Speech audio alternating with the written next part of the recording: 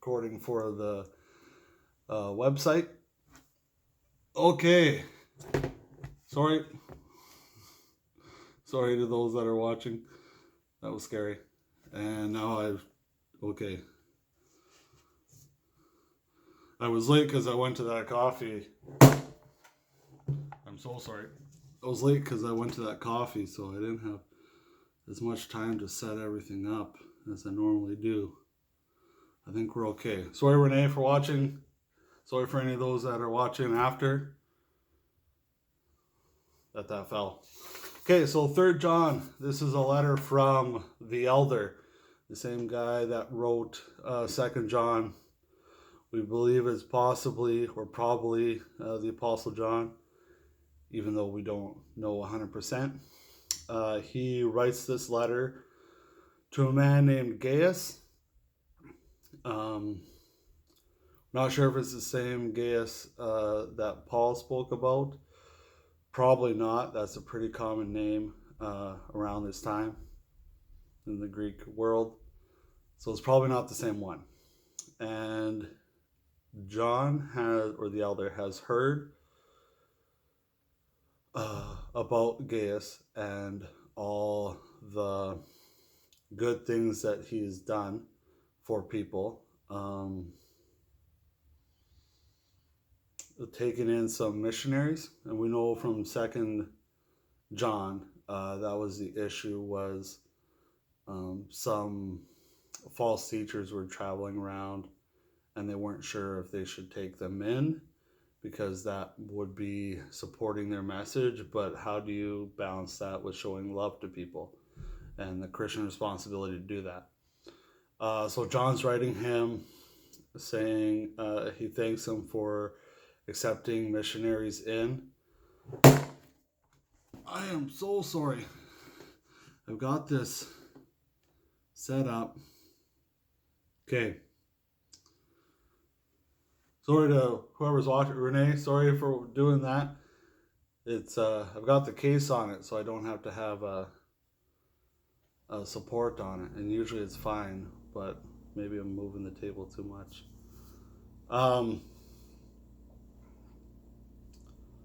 So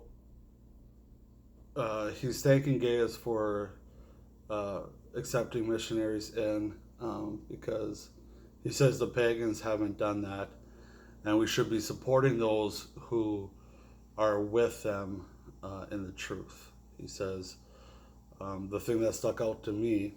Oh, sorry. Before I get into that, and then he also talks about a gentleman named what is it? Diotrephes,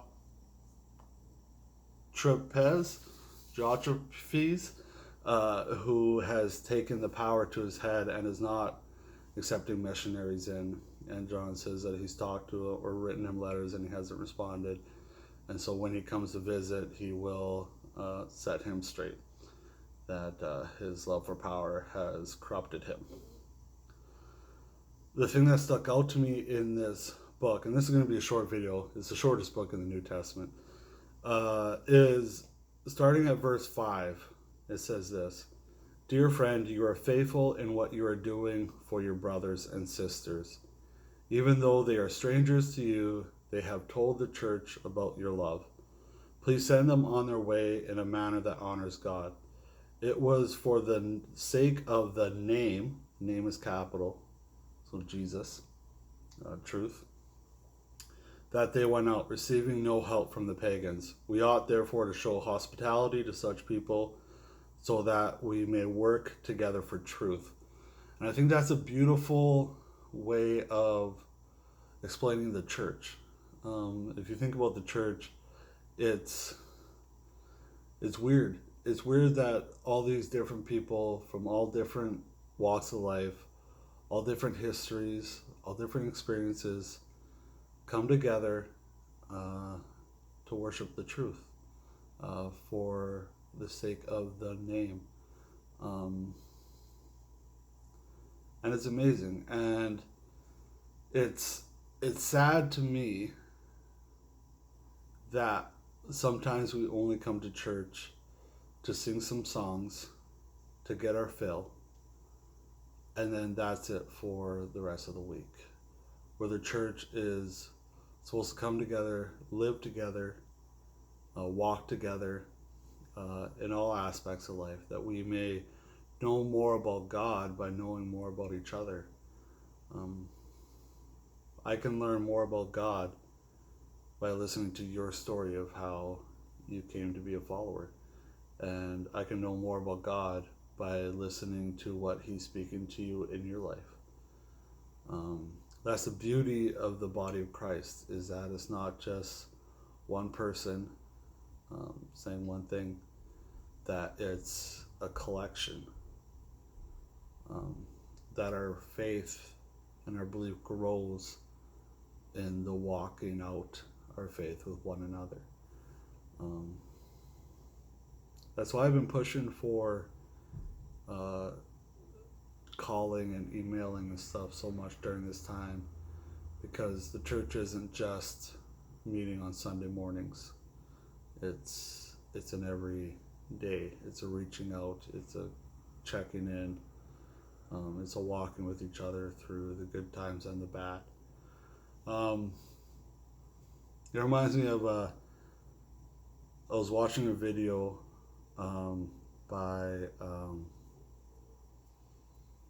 Francis Chan, and he was talking about why he left his mega church and started smaller churches in San Francisco. And he was talking about this one gentleman, this one kid he had in his church who was in a gang, and he left the gang, and Francis Chan baptized him and stuff, and he was heavily involved in the church.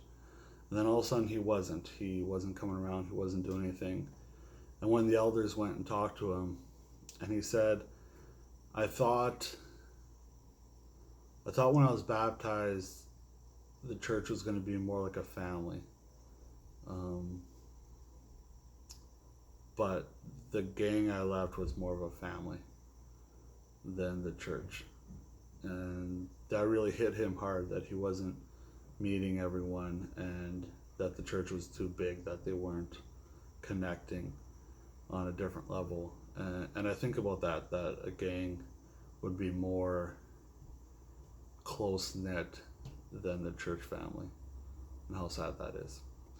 So in this short letter, it's just those two things, thanking him for accepting missionaries who are speaking the truth, and Diotrephes, whatever his name is, saying, don't listen to him.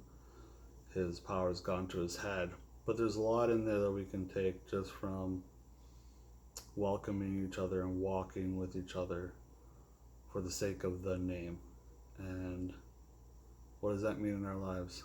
What is that community look like? And is it what it should look like in our own lives?